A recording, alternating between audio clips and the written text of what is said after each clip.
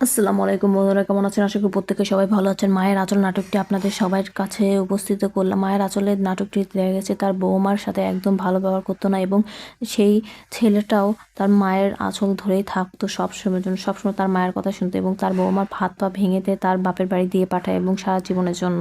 তো বন্ধুরা, অন্যদিকে দেখা যায় সেই ছেলেটা আবার বিয়ে করে। এটা যখন ওর শ্বশুর দেখে তখনই তার শ্বশুরকে থাপ্পড় মেরে চলে যায় ওখান থেকে। তো যখন বাড়িতে বিয়ে করে নিয়ে আসে তখনই তার নতুন বউ মানে একটু বুঝতে শুরু করছিল যে সে মনে হয় কিছু একটা লুকাচ্ছিল। তখনই তাদের বাড়িতে যাওয়ার পর সে মানে সে জানতে পারলো যে সে আর একটা বিয়ে করেছিল। তো এসব কাটিয়ে মানে ভুল বোঝাবুঝি পরে কিন্তু সে কিন্তু সব কিছু ম্যানেজ করে নিয়েছিল সেই ছেলেটা।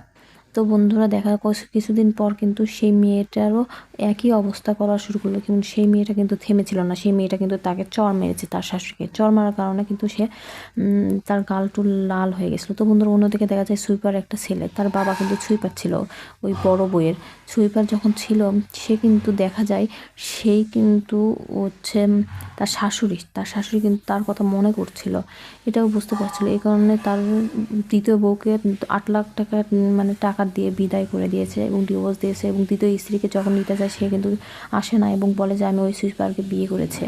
তো বন্ধুরা, পরে কিন্তু তার মাকেও কিন্তু হারায় এবং সব কিছুই হারিয়ে ফেলে। তো কেমন লেগেছে এই নাটকটি অবশ্যই কমেন্ট করে জানাবেন এবং সাবস্ক্রাইব করবেন অবশ্যই আমার চ্যানেলটি। ধন্যবাদ।